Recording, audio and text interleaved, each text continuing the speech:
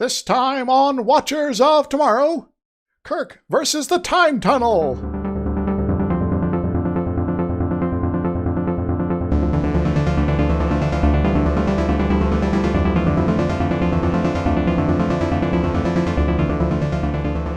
Hello everyone, welcome to Watchers of Tomorrow, the sci-fi review and critique show where we're putting the humanities back into science fiction. My name is Gep, and I'm joined as always by my friend and co-host Dr. Isix. Hi. And this week we are at the second to last episode of Star Trek The Original Series. Yes. Some sort of penultimateness here. The penultimate episode, as everyone insists on calling it. This one is about, it's not Tomorrow Was Yesterday. We've already done that one. Yep, this one is called All Our Yesterdays. Ah. Does that include tomorrow then? By which they mean two. Yeah. Tomorrow will be all our yesterdays after the day after tomorrow. Oh, okay. That makes sense. Which wasn't that good a movie. It was fine. True. It was okay. I have so much issues with the physics there, but anyway.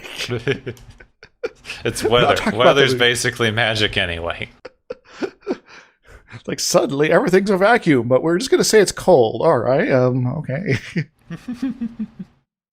So All Our Yesterdays is the second to last or penultimate episode. It was written by Jean Aricet. I had trouble with this name last time. She previously was on for writing In Truth No Beauty. Previous episode with the crazy alien that could break your mind or something like that if you looked at it. Yes. This was a unsolicited story sold under the name A Handful of Dust, which I think is a much better name than Walter Smitty. We have only got a couple of guest stars this week because it's a pretty slim episode on basically everything. Ian Wolfe has shown up again as Mr. TOS. He was previously the old Roman slave dude in Bread Circuses. He also shows up as Mr. TOS and Mr. TOS. Yes. And just as so, Mr. TOS is a librarian, and if you aren't actually looking at the name, it's spelled Mr. A to Z. Yep. Quite clever, isn't it? Yeah.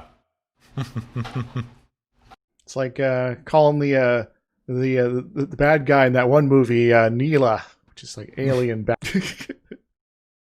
Anyway.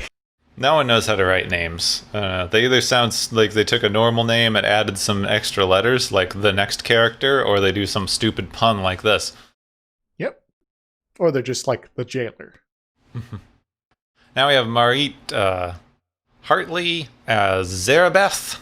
Not Sarabeth, Zarabeth with a Z, because it's an alien name. Yes, with a big Z there. Hmm. She's been on a bunch of things. Yeah, she was in a lot of things. She was in several movies, interesting sounding movies, like From Hell to Texas. Neat. So you drive your road trip from Michigan to Texas. Got it. Right? Maybe it's just a part of Texas to another part of Texas. I don't know. I've been to Texas. Wait, is Texas where Hellcop takes place? It might be. She was also on many of the other normal litany of shows that all the guest stars in this were on. Twilight Zone, Gunsmoke, Bonanza, etc. Also on something called Earth 2, but not that other one. One of these days I'm going to learn there was actually a show of this era called Etc., and I've been crediting a lot of people for something they weren't in. Perhaps. Fairly recently she's been on things as well. So like Fireside Chat with Esther? I've never heard of before. Nope. Apparently it was going for a few years and might still be. I don't know. But it's not in my circles. She was also on Law and Order Special Victims Unit. Oh, like everyone. Yes. Like everyone who is an actor at the present. Or for the last 10 years. Yes. Finally, we have Kermit Murdoch. Wrap your brain around that name for a second. I can't do a good Kermit voice, I'm sorry. He's playing the prosecutor. Now I'm just imagining like a Kermit Daredevil crossover. Kermit the Frog here saying... He was previously in sci-fi radio shows, including a anthology radio drama show called X-1, which was I listened to an episode on YouTube. It's interesting. Interesting sort of thing. It's also mathematical references. I love those.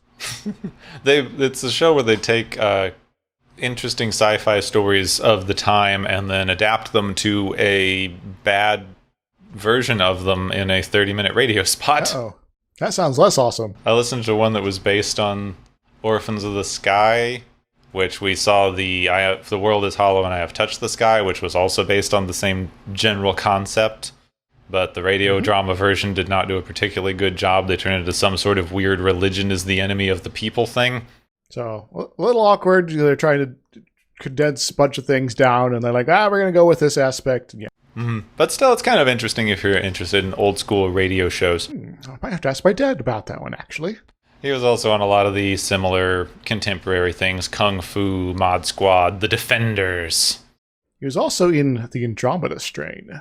Oh, that's apt. Yes. That's all the guest stars. So, may as well jump in. Yeah, there's some random background characters, but not super important. Yeah, there's some people who are playing musketeers and other random background people. Another person who's in the jail with the prosecutor. They only have 2 lines, so. Yep. Don't forget the woman. Yeah, the woman who yells about witches a lot. That was a kind of interesting one. So, the Enterprise has just arrived at a star that's about to go nova. Again, this happens a lot. Yeah, they seem to do this a lot. Yeah. Aren't novaing stars, fairly rare? Yeah, they're pretty, there's a certain rate to them as far as statistics goes. And so you're not going to get one 5 times a year like it seems to be on Star Trek. Especially not within, easy travel distance as far as, go across to the galaxy sort of distance. They're basically the tornadoes of space. Yes. So this place is going to blow up one inhabited planet that's a pre-spacefaring society. But now they're there to check on this planet, and there doesn't seem to be anybody around. Oh, well, that's weird. Maybe they were spacefaring. Maybe. Kirk, Spock, and McCoy beam down to investigate. They wind up in a large building where they detected a power source from orbit. After a little bit of exploration, they meet TOS, the librarian, because this is a library, and he is the librarian. Oh, hello, Mr. Librarian. Can you bring me all the books about space travel? Because obviously that's why we're here.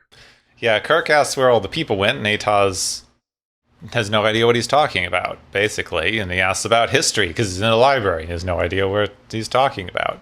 And he keeps misunderstanding Kirk and saying, oh, you're having trouble deciding where to go like the others did. You want to know where people have gone before, because there is a lot to choose from. Oh, okay. That's a little confusing, but okay. So where did they go, Mr. TOS? So TOS walks away a bit, and then TOS walks out of another place. They're doing a Scooby-Doo thing. Yep. And goes, oh, hey, how are you? He doesn't seem to remember them at all. Wait a moment. Is this Mr. TOS's evil twin? Yeah, basically. They basically get introduced to these weird little metal disc things that you put into a slot and it shows landscape videos. Seems to be what this library's made of. Kirk asks about recent history, and TOS tells him that he should go to the reference desk for further information, which Kirk does and finds TOS. Oh, hello again. How many of you are there, Mr. TOS? He also doesn't remember them, but is very upset because they're late. He claims to be the real one because the others are duplicates. This is so unimportant that I'm annoyed that I had to try to describe this scene. Yes. It's kind of a minor plot point that doesn't really go anywhere interesting. Yeah, they just Scooby-Doo it. It's like, hi, oh my god, there's 5 of you. That's all. Goes out through one door, comes out the other. Oh, it's totally a different guy. So TOS tells them they don't have a lot of time to choose, but they must before it's too late. He goes over to a large computer that Spock questions is about, but all he'll say is it's the Atavachron. Oh, the chrony of the Atavos. Or maybe the Octavo. So basically they show up, TOS is super weird and tells them to choose, but we'll give them no actual information. So you're being a really terrible reference librarian, by the way. You're just saying, do the thing. Not going to tell you thing one about the thing. Just do the thing. No? As Spock and McCoy browse the stacks looking at tapes of icy landscapes, while Kirk browses more tapes at the desk that TOS was using, when he hears a woman screaming through an archway and he runs through to help and suddenly disappears. Whoops. I guess it's some sort of matter transporter? Yeah, it looks like that, because it goes the bzzz thing, changes color. Spock and McCoy try to follow him and similarly disappear. But so they all, find themselves in front of the screaming woman? Well, Spock and McCoy appear in a snowy wasteland, and Kirk finds himself in a 17th century looking street where a woman seems to be threatened by several musketeers. As you do in the 17th century, Kirk runs up and grabs a sword and chases the men off. He tries to take the woman back to the library, but finds there is no archway or door. Well, I guess this was a one-way trip to wherever you are now. Also, they don't seem to have the sort of advanced teleporty sort of technology as you just left, so you might be stuck here forever, Kirk. Congrats. And no one knows what he's talking about when he says, "Come on, let's go back to the library, it's safe there." Just like, what? What library? In the snowstorm, Spock discovers that their phasers don't work, so they can't warm themselves. And similarly, there is no door or anywhere they could have possibly come from, just a large blank cliff. Well, that's awkward. I guess we're going to freeze to death, Spock. Got any cards?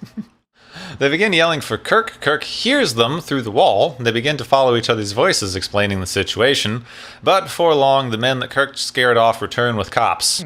Oh no, the big bad musketeers had to go get help.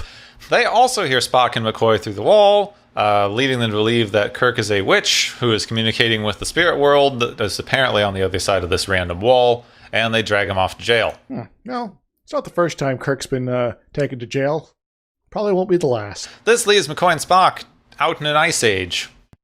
Well, there doesn't seem to be any vegetation here or anywhere warm, so I guess they're just going to have to die there. Well, it's nice to know you two.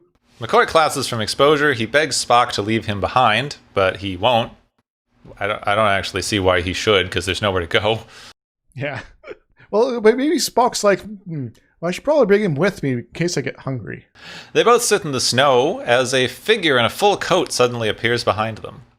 Oh, this coat is fabulous. Wait a moment. Is this the fashionable part of the Ice Age? They get taken to a nice warm cave that's apparently heated by hot springs and such. The coat is removed, revealing a scantily clad woman named Zarabeth. I don't know, lady, but you don't seem to be well dressed for, icy wasteland living, even if you do live in a warm cave. Yeah, she's wearing a giant coat, and under the giant coat, she's wearing a leather bikini. Yep. Okay, I guess maybe if it's like really hot inside the cave, that would kind of make sense, but that doesn't even make sense, really. She explains she's been imprisoned here by the evil dictator, Lokon. My daughter corrected something, and I don't want to look up this name again, because it's very unimportant. Yes. It's just some guy who was a dictator or something like that. Another plot point that has nothing to do with anything. Just a bunch of details to sort of flesh out the world. Yeah, apparently there's some random dude who sends people he wants to disappear to these uninhabited time periods that are super hostile to life. You're going to be stuck there and you might die, so good luck. She wonders if they're also prisoners, but Spock explains that they came here by mistake instead, which is better, I guess. I guess that means that we could go home, right? Mm-hmm. We don't know yet, because we cut back to Kirk, who's in jail, across from the woman he tried to save. A judge comes to talk to him. He starts to believe that Kirk is not a criminal and was just in the wrong place at the wrong time, until Kirk brings up the library, which freaks the judge out, and he starts arguing and calling Kirk a witch as well, and then runs off yelling about witchcraft. Oh my, this didn't turn out quite as you thought it would, Mr. Kirk. Well, hopefully you have a good defense team here, and plenty of witnesses to back you up. Wait a moment. Well, maybe stop mentioning the library. Yeah. It's like, obviously these people don't know what's going on. Well, back in the cave, McCoy has recovered from something, from freezing to death, I guess. He got better. He chastises Spock for not looking for Kirk before passing out again. I was like, why aren't we looking for... That's why, McCoy. Well, Maybe because you're half dead, Mr. McCoy. Zarabeth asks about his friend and why they keep talking about him, leading Spock to have a bit of a meltdown because he can't work out the logical equation of whether to stay here and help McCoy or go look for Kirk. It's not hard. You have no idea where Kirk is, and McCoy is dying, so... So, I guess Spock's just kind of losing it, I guess. He says that each is putting the other in danger. He asks about Zarabeth and the Travacon computer thingy, hoping this will give him the missing information he needs to work out. Her backstory is that she had some friends who tried to kill this Zorkon dude, but failed, and now she's here because she had the wrong friends, I guess. Oh, some sort of guilt by association sort of thing. Yep. That kind of sucks. Spock offers to bring her back with them to the ship, but she reveals that part of the time travel thingy is being altered by that computer doodah, and it matches their cells to the time period that they're sent to, making it impossible for them to return without dying. That seems like magic to me. Yep. I mean, so's the time travel-y bit, so are we complaining? Yes. but even still, it kind of begs the question, it's like, evolution doesn't quite work like that, but anyway. Just then, McCoy wakes up, demanding that they try to find the portal and go save Kirk. But as Zarabeth just explained, Spock reiterates that they are now completely trapped. So, your bodies have been changed. If you go back, you'll just sort of die or something, I guess. In the jail, a guard comes to let out Kirk's friend, then comes to give Kirk dinner, but Kirk grabs him, steals the keys, knocks him out, and is about to leave when the judge returns. I guess we could knock him out and flee, or... Yeah, Kirk grabs him too, demands to be taken back to the library. The judge is upset that Kirk is still not playing along with the time period he's in. So this guy... He tells him as well that if he returns, he will die because they now have to live where they were sent. And Kirk goes, I wasn't prepared for anything. And the judge goes, oh my God, you're going to die if you stay here. We need to get you back. Oh, okay then. I guess we got to get you out of here. And yeah, so how do we do that? Well, they run off to the location of the time portal, which is apparently just there. So I guess that's easy. Was kind of going up to the wrong bit of wall previously, and... So you have to go to this wall instead. In the caves, McCoy has recovered enough to creepily flirt with Zarabeth and comment on how Spock can't flirt with her right. It's basically the whole conversation. It is Spock, so what do you expect? She leaves them to talk, and McCoy wants to try to find a way to leave. Spock reiterates that they are going to die if they leave, and they're stuck here, and he just has to deal with it. McCoy accuses him of wanting to stay because of Zarabeth and calls him a pointy-eared Vulcan. And this time was one too many for Spock, who grabs McCoy by the neck and starts yelling at him. About dang time, you know? It was a little bit satisfying. He was like, oh, pointy-eared Vulcan. It's like, I don't like that.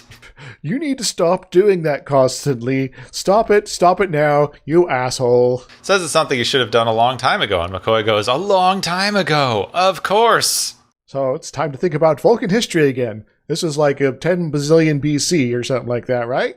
So that means the Vulcans are not so logical? Mm-hmm. The judge and Kirk arrive back at the random bit of wall that's apparently super important but isn't marked or blocked or anything in any way. The judge can't take him any farther because he's going to die, so he runs off, and Kirk walks back to that part of the wall and appears in the library archway. Well, that was very easy. Yeah. I guess you were just throwing yourself up against the wrong bit of wall earlier. Kirk calls Scotty to see what's going on, tells him that he should beam them up, but wait a bit. But if the star is going to explode, he should leave. Yes. So we establish our countdown clock here, so... ATOS shows up, says, thank God you came back. I didn't process you before you left. Now I have to go get you again. And Kirk tries to explain the situation, but ATOS doesn't understand and says he needs to prepare them to leave. Kirk locks this guy in a side room, turns around, sees ATOS, knocks him out, finds a third one who pulls a weapon on him and stuns him. So ATOS having duplicates just made that fight harder until, he stuns Kirk. Basically. That's it. Yeah, that was the only purpose to these duplicates. Yes. Zarabeth and Spock hang out. She gives him some animal flesh, as they call it. That would be meat. Yeah, so it's called meat here. Also begs the question, where are these animals? I mean, it's the Arctic. There's animals around, usually. True, but still, it's not a very inviting sort of thing. It seems like a barren wasteland to the extreme. But anywho. He contemplates how it's not too bad living here with the cave and the hot springs, and he could make a greenhouse, and then he starts to kiss her, and as the transcript I was reading puts it, inspires much fan fiction. So what if Spock stayed around there and well, got busy. Kirk wakes up in the library on a trolley that Atos is pushing towards the archway in a comical fashion. Yes. Atos is just trying to shove him in there. Kirk rolls off just in time. Atos tries to push him through anyway, but Kirk overpowers him. Because this time he's been prepped, so if he goes through the archway, he can never return. Da-da-da. Ah, yes. Now captured, Atos agrees to help Kirk look for, Spock and the others, since they are in some sort of frozen time. They must be in an ice age, and now they have to hurry up because, the sun's going to explode. Yeah, so we have to save them from the past so that we can successfully avoid the destruction of the planet in the present, which is also the future. McCoy comes to confront Spock, claiming that he lied to him, which is something Vulcans can't do. So, that's another thing that you did. Spock denies lying because he just went off available information and what Zarabeth told him. And McCoy goes, but I have reason to distrust her because, you see, she's a woman. McCoy, you awful person. She is a woman who's trapped here alone and will do anything, even killing me, to keep you here for herself. Well, she's not doing a very good job of killing McCoy. No, not really. She should have done this earlier. Yeah. Spock pins McCoy up against a wall. McCoy baits him with emotions because Spock is feeling emotions now because his ancestors had them, and now they're 5,000 years in the past, where bloody wars are raging across his homeworld. Yeah, so because he's been rewritten to be exactly like Vulcans of that time period, he is now as bloodthirsty as they. Spock asks Zarabeth directly if they can leave, and she says she doesn't know. She just knows that she'll die if she leaves. Well, sucks to be you.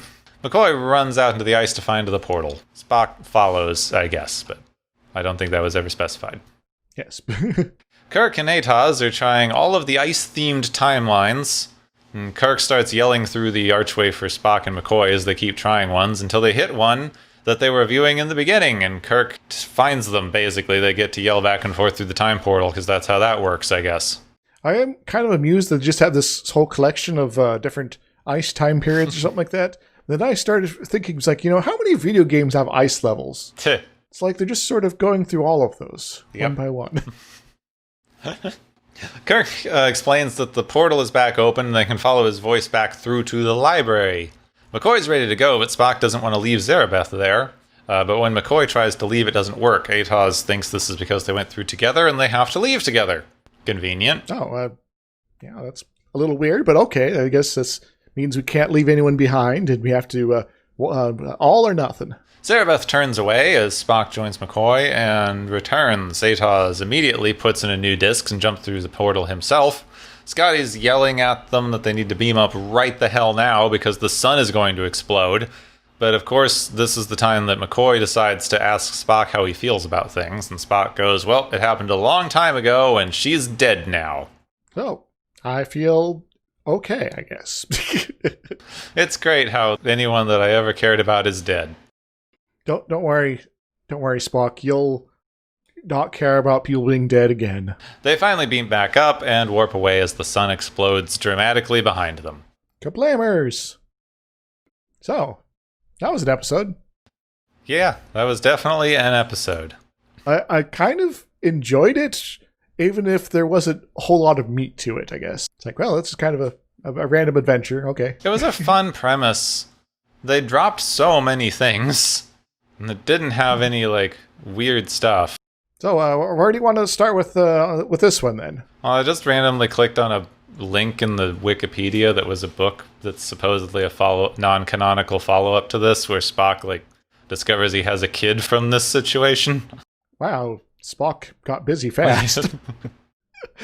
Wait, this is they had 3 hours on this planet, and 2 of those hours McCoy was unconscious, so I guess that's when it happened. Oh my god, while studying archaeological records of a destroyed planet, scholars find a picture of an Ice Age cave painting that depicts a Vulcan face. Spock realizes his involvement with Zarabeth resulted in the birth of a child. And so, Spock is perhaps, a progenitor to a lot of the people that existed on that planet. Yep. Oh, then they go to the Guardian of Forever to use it as a time portal. Oh yeah. Wow, this book does a lot of crossover stuff. Anyway, this is not really what we're talking about. You should go check out Jesse's channel if you want someone to review the books. Yes. Ice ages, they're pretty wild, aren't they? Yeah, you want to talk about science of ice ages? Because I've got some very stretched philosophy stuff, but it's very little and very unrelated, so. Okay, so ice ages are what it says on the tin there. It's a period where the Earth goes through a global cooling cycle, and a lot of ice forms. Glaciers are generated and to cover large sections of the land masses, and the general, atmospheric and global temperatures decrease for a while. And technically, we are presently inside an ice age, in that we have things like ice caps. But that means that global warming is just the natural end of an ice age. Nope. Because without global warming in about 40 to 50,000 years, we'd get big ice sheets coming south again from the North Pole and north from the South Pole. And that would be how things progress from that point. Global warming might prevent that, which is a little disconcerting. Because then when we leave the ice age, then it's going to be even worse. Uh-oh. But there is, I guess, a whole collection of ideas about why ice ages take place and sort of what causes the glaciation periods versus the periods where we're at right now, where things are a bit warmer, more temperate. There's a whole, I could go on the whole array of climate science and things like that, but I guess the important three things to think about are greenhouse effect, so carbon dioxide levels in the atmosphere, albedo, which is basically how reflective the surface of the Earth is. If you have more ice, it makes it more reflective. If it's more reflective, it cools more easily. So a little bit of ice helps cool a bit. A lot of ice cools a lot, and it can sort of spiral out of control to a certain degree. And finally, the orbit of the Earth itself can result in changes in atmospheric temperatures. There's, not even sure how to pronounce this, but there's a funky effect where basically the Earth's eccentricity around the sun in its orbit changes, so that it's a little more further away from the sun than for a large section of the year than it would be normally.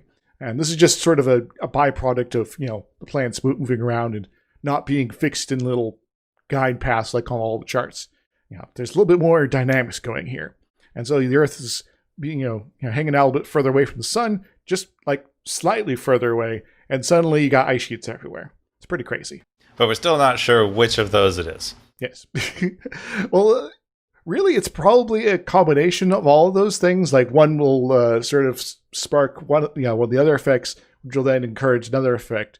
I'm going to try to pronounce this Milankovitch cycle.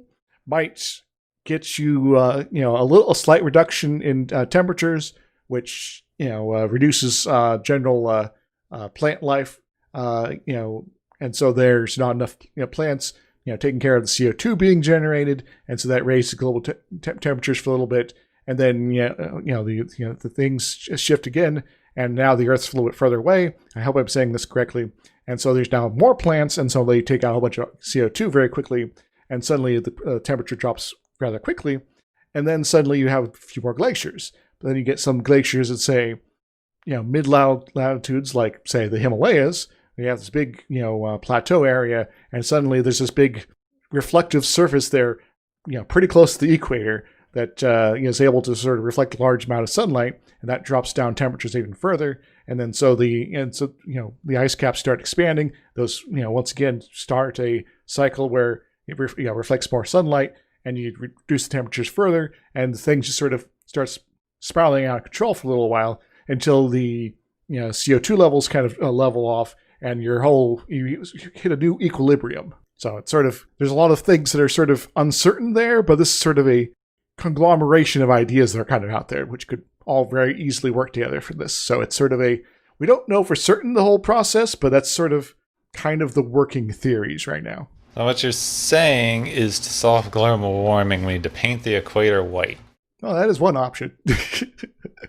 But that actually does get to things like geoengineering, which is something we talked about during the Snowpiercer episode, where basically you're trying to increase reflectivity of the planet by putting things up in the atmosphere, like cloud layers and things like that, or upper atmosphere white clouds reflect light just as well as ice on the surface. So if you want to sort of reduce temperatures, that's also another way. So ice ages. So basically, every now and then the planet gets really cold, and we're not completely sure why. Yeah. So as I said, there's a number of factors that may be contributing there, but there's also sort of cycles within the cycles there. As I said, right now we are technically within an ice age because we have things like ice caps right now. We have and so we are at one extreme of the ice age, but we could very easily go the other direction and have much more extensive ice sheets over large sections of land. Once again, assuming global warming wasn't happening. But there's also smaller cycles. They would like solar cycles that output a bit more energy from the sun for a few years and then chill out over time. But overall, the sun is going to be a net increaser in energy output. So it will slowly heat up the Earth over time. So I guess it's kind of maybe a good thing to be in an ice age occasionally, so you can chill the planet off. Yeah, it's probably necessary for not overheating and everything on the planet dying like Venus or Mars. Yeah, you have to have some regulation in there. Otherwise, you sort of end up on one of the extremes. Though Mars also has the problem of no strong magnetosphere. There we go. But were you aware that even if you count all the glaciations of this present ice age over the last several million years, this is not the first time the Earth has had an ice age? It's possibly Snowball Earth, which we're still not sure about 100%. And there was like a pre-dinosaur ice age and possibly a during dinosaur ice age. So this is something that seems to happen periodically, or not really periodically, occasionally on Earth. Exact whens, if they are, is going to be a little more complicated than that. But it is something that, as you said, may have produced a snowball Earth at one point, where there's basically ice all the way to the equator. So, yeah, fairly chilly. But get a little extra CO2, and suddenly it's like, we can start melting the ice finally. And suddenly the ice retreats, and you can have a whole ecosystem explode, and suddenly you got the Cambrian explosion or something like that, maybe. This is that whole thing that people talk about where during the Mesozoic and whatnot dinosaur eras, Antarctica was actually a rainforest. There's a couple of bits going on with there. The Antarctica was also a bit further north, for one. And two, without the ice sheets and things like that, like anywhere on the Earth, it kind of means that there's opportunities for, rainforests to be in places that you might not expect. There's also all the other stuff in there that you were talking about, kind of, where it gets super warm, but then there's an overabundance of oxygen, which means the Earth can't hold atmosphere, but that's also why you could have giant bugs. I remember seeing those pictures of giant bugs in the ancient life on Earth sort of books back in the library in elementary school. I'm like, I don't think I want to travel back in time there. You don't want to see the hawk-sized dragonflies? I mean, being now would be kind of cool, but back then I'm like, I'm going to nope on this one. And so, it's just kind of interesting to think that the environment that we understand the Earth to have right now has been very, very different at various different points in time throughout the Earth's long lifetime. And some of them you wouldn't recognize at all. And, from basically a jungle planet to everything is frozen. So I guess it's sort of something to sort of remember when you think about, the possibilities of where the Earth could be going in the future. So really, if you think about it, the only two realistic mono-ecosystem planets are jungle or ice. Everything else is not viable. Well, it's not viable in life as we know it. But if you get some Horta there, well, maybe you'll be okay. Remember those guys? Yes, somewhat. That sounds familiar. The Devil in the Dark. Oh, yeah. They're the guys that eat rock. That's right. Those guys. I wonder what their spaceships are like. Also, apparently, a Belgian architect and designer.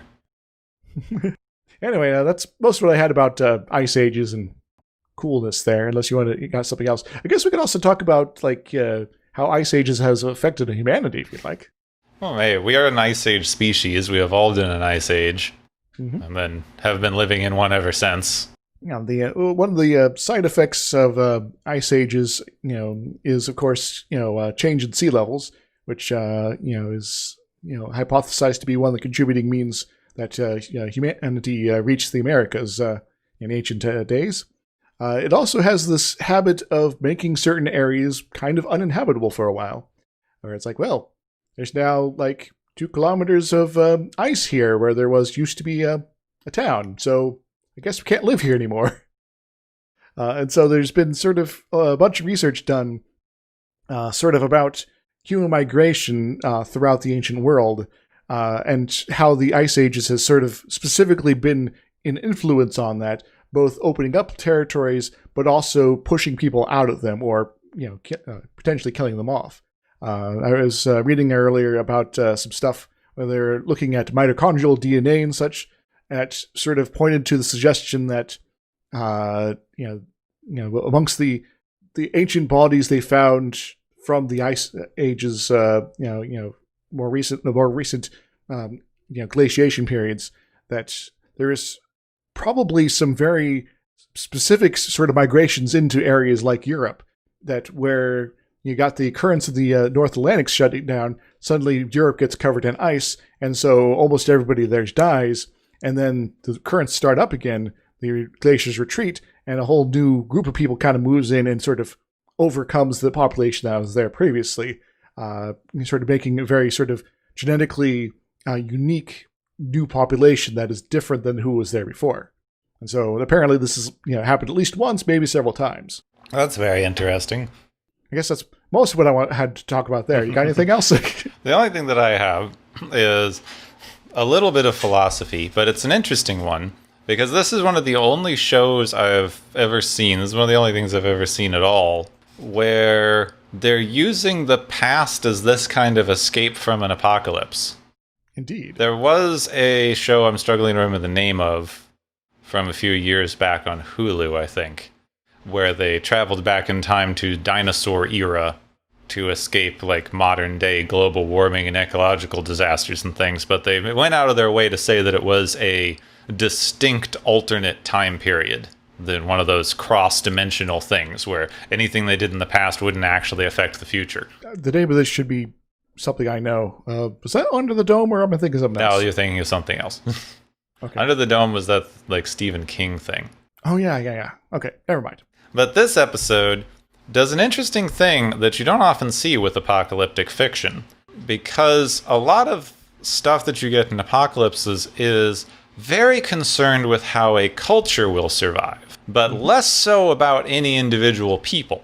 Indeed. But this particular escape that they made, being able to send people back in time to live out their lives, is presupposing that they will have to give up the whatever culture they had in the present when they go back in time to fully integrate with that time period and its culture. That's quite true. You're not going to be able to sort of continue as you were, when you're suddenly in, that planet's equivalent of ancient Rome. It's like, you're going to stick out if you do. So what they're basically doing here is one of the weirdly unique things that I've seen in apocalyptic fiction. They're saying the world is going to be destroyed and there's nothing we can do about it. And instead of doing something to preserve our culture, like even in several other sci-fi stories, including like Next Generation, they had like, well, we know everyone's going to die, so let's send out a satellite or something with memories of our people or a record of our culture so someone will remember. This says, we don't care if anyone remembers. We want every individual to be able to live a full and relatively happy life. So in some ways, it's very different priority. Yeah, you are looking at this weird dichotomy you get between a culture and the individuals within that culture. Because we often hear people talk about preserving culture. It's like a big thing that people like to argue about whether we're preserving culture or how we will preserve culture or how a certain culture will survive various disasters or apocalypses or what have you. But by saying that you care more about the culture, you're basically saying you can sacrifice anyone within that culture as long as the culture itself persists. And so you get basically the Taste of Armageddon situation where it's like, well, we got to murder lots of people in order to preserve our way of life, and everyone's just okay with that. This society seems to prioritize life to such an extent that they are willing to entirely dismantle their culture in order to preserve life. Indeed. So I think I like these guys better. The weird other stuff that they had, the weird dictator who's exiling people to the past and other things, doesn't suggest that kind of culture, but that's such a weird, unnecessary plot point that I'm not sure how to work it into anything. Well, the way I was sort of thinking about this in the episode is that, there was this dictator who kind of took over, and he could have just killed his enemies, but he's like, I'll exile them because that's more humane or whatever. And so maybe there was a certain value of life there, even if he was kind of, a horrible dictator.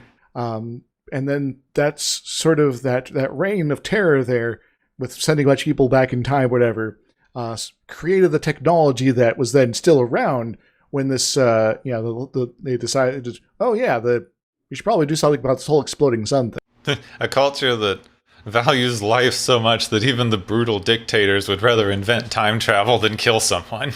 Yes. Which I guess is kind of a motivation. It's like, well, I could be a murderous despot, or I know I'll bend space and time to my will, and basically pull all sorts of craziness out of my ass, and then there you go, and now you're time traveling. Well, that's at least somewhat interesting as a take. Yes. And they did it with all without a tippler cylinder, too. So there's that. The only other thing that I didn't particularly like with this episode, but something that places do a lot, is treating history as almost a predeterministic path. Because when Kirk goes back in time, he winds up in the 17th century, and it's a completely recognizable 17th century with human 17th century costumes and architecture and jobs and beliefs. Yes, and musketeers, in fact. Yes. And, it's like, people are scared about witchcraft, so I guess things have very much, once again, been exactly like they've, happened on Earth, just on a different planet. Again.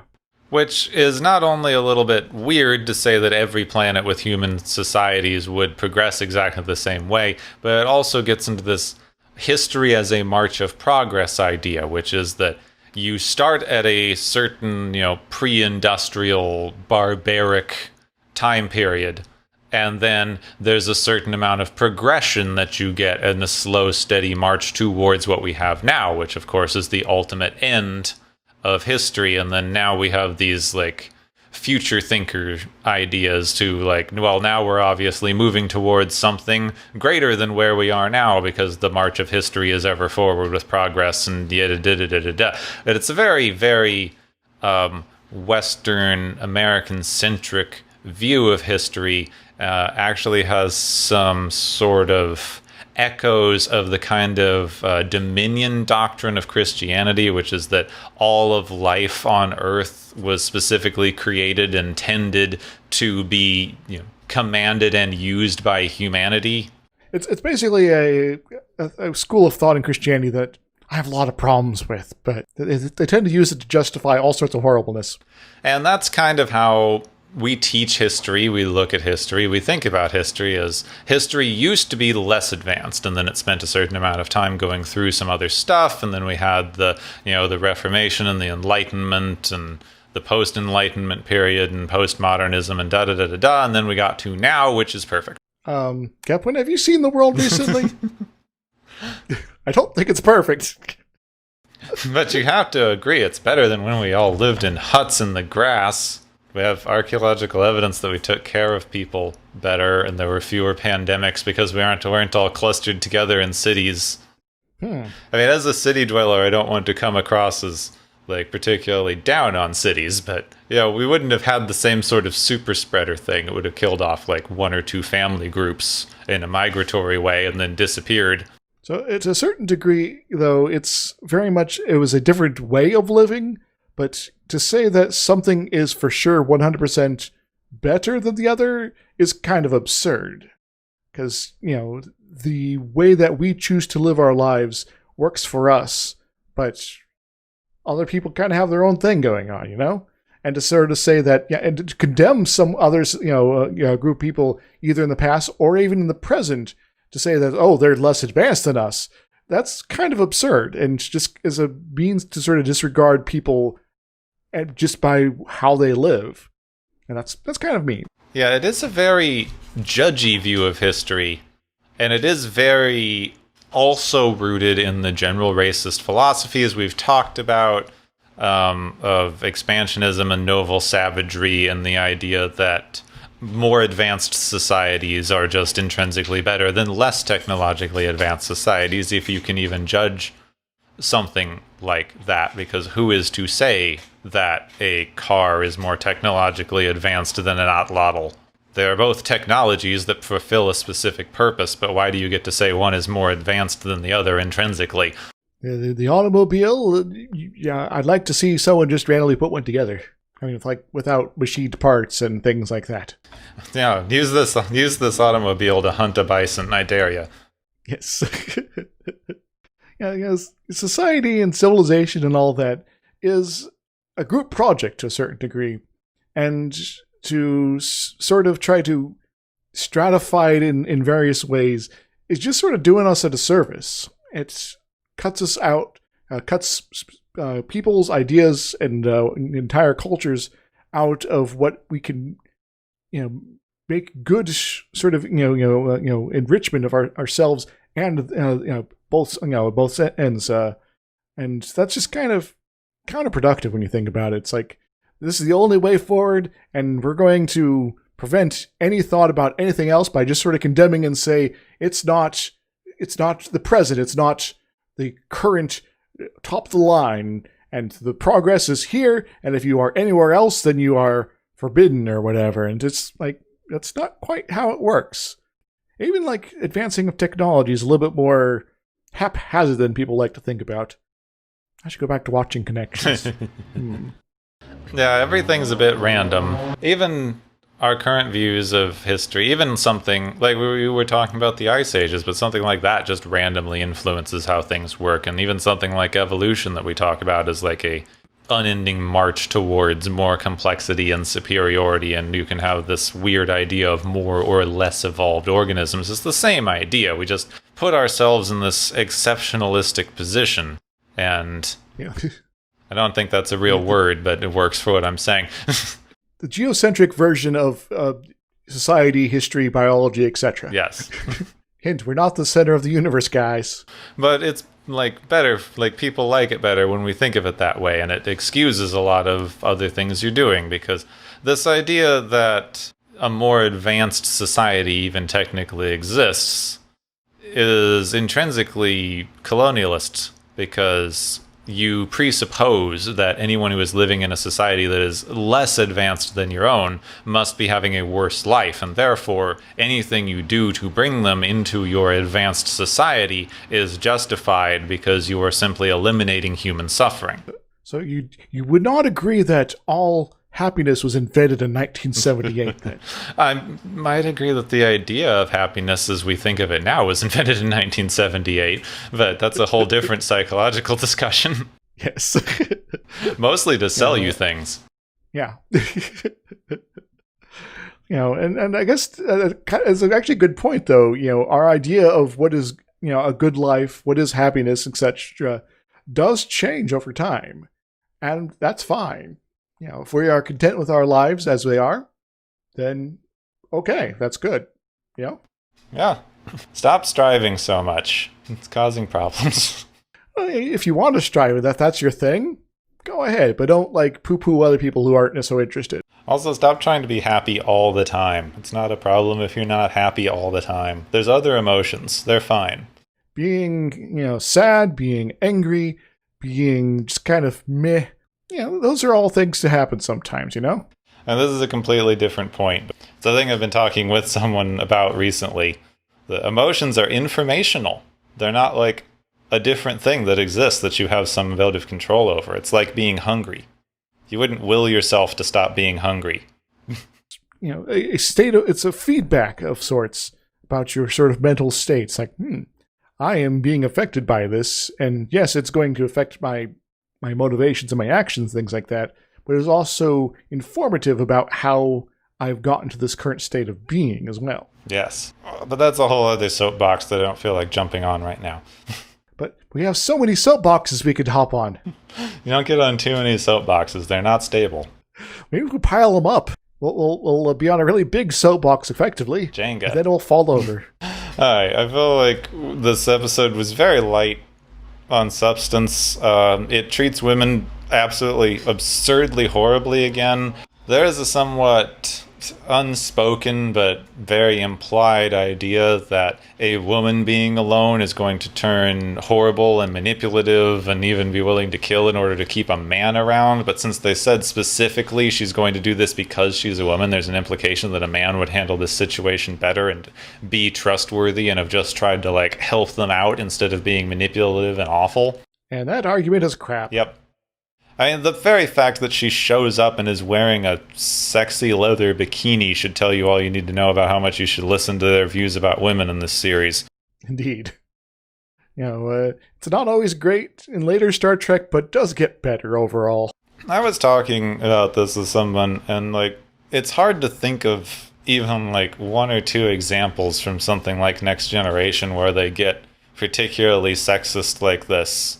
And don't even explore it. Like, there's some sexist stuff in there, but oftentimes they're trying to explore something. How well they do varies, but this is just presenting it as rote fact, which is not good. Mm-hmm.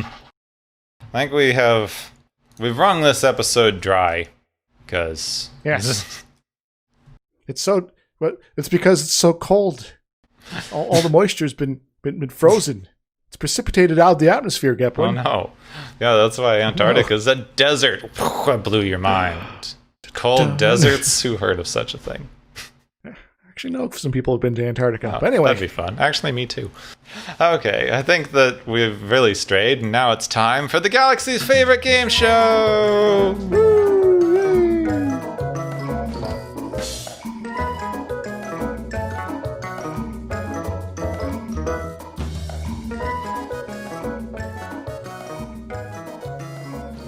Hey everybody, welcome back to the game show portion of the show. I hope you're having a good night, or good morning, good afternoon, or good commute. We got some prizes to hand out here. We've got various contestants today who have been racking up a big score. Some maybe not so big scores, but still getting prizes all the same. So our first prize is the TV Love Story prize, which goes to Spock and Zarabeth. We're getting the hots for each other, enough for it to be a plot point, I guess. So, what do they win, Gepwin? Well, apparently they win a romance novelization, which I just discovered at the beginning of this episode exists, and they have a kid. So I can't think of anything else. That's just weird and creepy, but also interesting. Well, I think I'll leave it that bit with Boom Chicka Wow Wow, and we'll move on. So our second prize is the Tragedy of Errors prize, which goes to Mr. Atos for not recognizing Kirk and company are obviously aliens, especially Spock over there, and thus getting super eager to condemn them to the past without any real explanation. So this guy just kind of doing a thing. He doesn't know what the hell he's doing. What does he win, Gepwin? Atos wins a couple of extra brain cells, because I'm not sure how many each of those duplicates got, but they seem to have split it up unevenly. Yeah, some of them seem quite friendly, some of them seem a little rude, and overall, they're not all working on all cylinders, as it were. Our third prize is the Sufficiently Advanced Aliens prize, which goes to Kirk for seemingly talking to ghosts or something, and thus coming off as some sort of magical, powerful being, and thus is some sort of witch, and that must be burned. Whoops, what does Kirk win, Gepwin? Kirk wins Arthur C. Clarke's Rules of Science Fiction because any sufficiently advanced technology is indistinguishable from magic, especially when you're worried about witches. And apparently, alternative not Earth place here is certainly worried about witches. Our final prize today is the Caring Antagonist prize, which goes to McCoy, who normally antagonizes Spock, but he spotted quickly that something was up with Vulcan, and was trying to get him back to the future. Sort of. I guess it was also kind of self-serving. But anyway, what does he win, Gepwin? McCoy wins more racial sensitivity training, which doesn't work very well, according to the data, but at least it's something, because we didn't really get into this whole McCoy thing in the discussion, but the fact that Spock not taking his racist abuse is the thing that makes him recognize something's wrong with Spock is really telling. Yeah. It's like, you gotta take it, man. Otherwise you're just not the Vulcan that I recognize. And the fact that they used that as the clue that let him realize what was happening. It's kind of terrible, isn't it? Yeah. Well, I try to make these things uplifting and joyful, but I always ruin it. Once again, yeah, everything's falling apart again. Oh no. Gapwood, take us away before things get even worse. Well, thank you to all of our time-trapped people who escaped something, I suppose. Then stop being a sexist, please. Thank you. And thank you all for joining us on the Galaxy's favorite game show!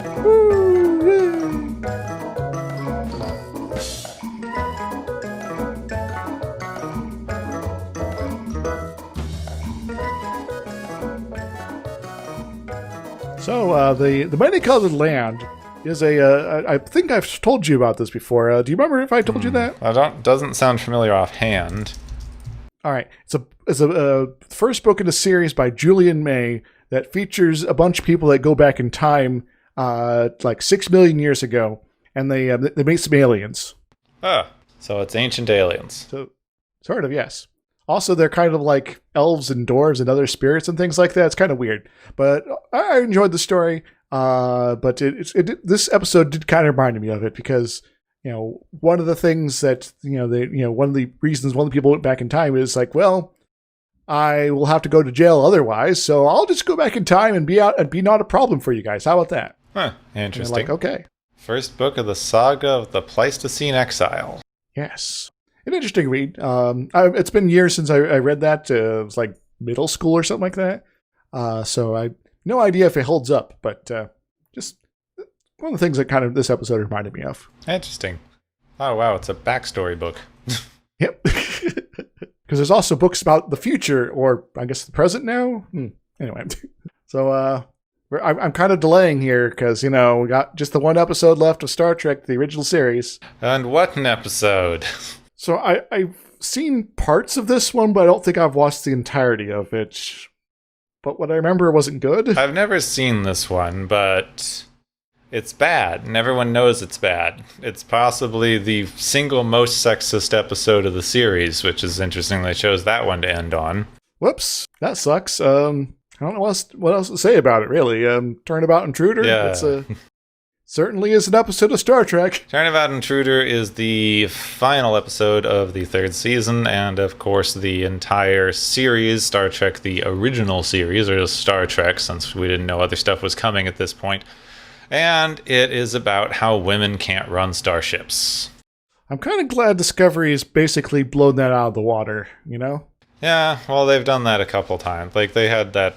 They talk about how they'd never bring this up again. In fact, I think they mentioned that there's some regulation that women can't run ships that they never bring up ever in any other iteration of this show. Good. I mentioned Discovery specifically because it's sort of contemporary with the original series by just a little few years beforehand. So if there's a regulation in place then that is not in place later, then it should be relevant, but it's not there. So good. It's like, we just kind of erased it from history. Don't worry about it. It's retcon now. We should play fast and loose with canon on this show. Or any show, really. Well, if I have a TV show, I want you to play both fast and loose, but also very tight with canon. Why does that sound so sexual? Because that's what the show is going to be about. Anyway. Okay, I don't know where to go. I'm not looking forward to this, but this will be our final episode of Star Trek the Original Series next week on Watchers of Tomorrow. Next time on Watchers of Tomorrow, time for some body swapping. You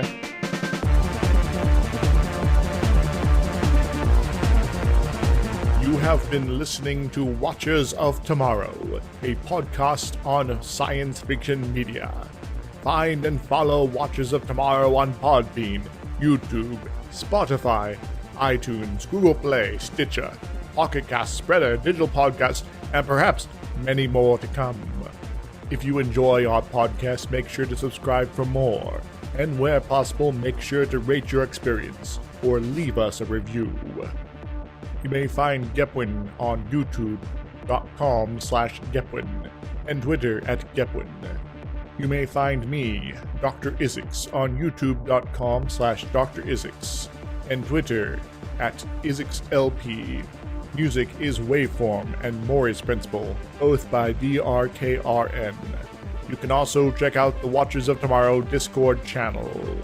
Make sure to share the experience with your friends, family, enemies, and alien overlords. If you feel you are suffering from transporter syndrome, please be aware that the next time you step off the transporter, that you, that is now, no longer exists.